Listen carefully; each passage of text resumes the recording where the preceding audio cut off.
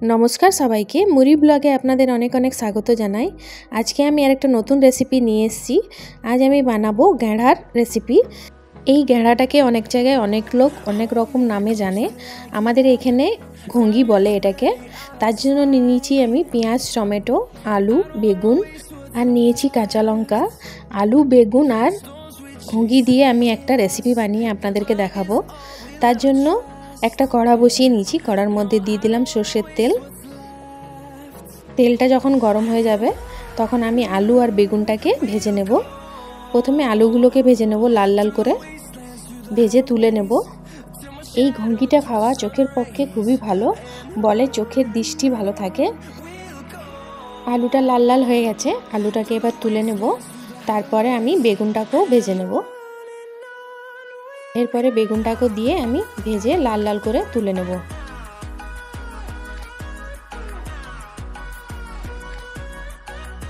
বেগুনটাও দেখুন লাল লাল হয়ে গেছে। এরপরে আমি বেগুনটাকেও তুলে নেব। আমার ভিডিও যদি আপনাদেরকে দেখতে ভালো লাগে তাহলে সাবস্ক্রাইব করবেন, লাইক করবেন, কমেন্ট করবেন। এরপরে আমি ঘঙ্গিটাকেও ভেজে নেব। তেলের মধ্যে দিয়ে দিলাম। এরপরে দিয়ে দেবো নুন, দিয়ে দেবো হলুদ, দিয়ে ভেজে তুলে নেব। দেখুন ভেজে নিয়েছি। এরপরে এটাকে তুলে নেব। খুব সুন্দর লাল লাল করে ভাজা হয়ে গেছে। এরপরে তুলে রেখে নেব।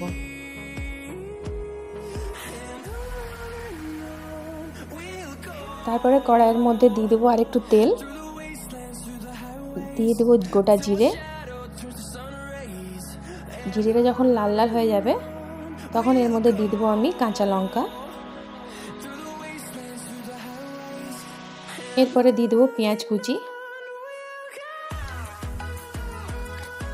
পেঁয়াজটাকে লাল লাল করে ভেজে নেব। পেঁয়াজটা লাল লাল হয়ে গেছে। এরপরে টমেটোটা দিয়ে দিলাম। এরপরে টমেটো দেওয়ার পরে দিয়ে দিলাম স্বাদ মতো নুন, দিয়ে দেবো আদা রসুনের পেস্ট 2 চামচ, দিয়ে মিক্স করে নেব। মশলাটাকে কষে নেব।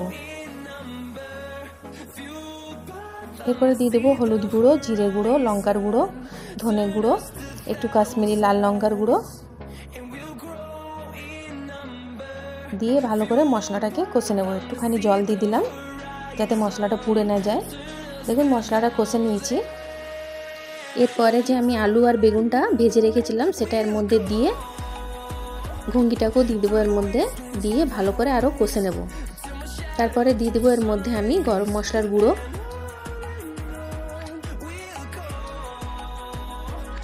খুব সুন্দর করে কষানো হয়ে গেছে। এরপরে দিয়ে দিলাম এর মধ্যে গরম মশলার গুঁড়ো, দিয়ে ভালো করে মিক্স করে নেব। মশলাটা ভালোভাবে কষানো হয়ে গেছে দেখুন।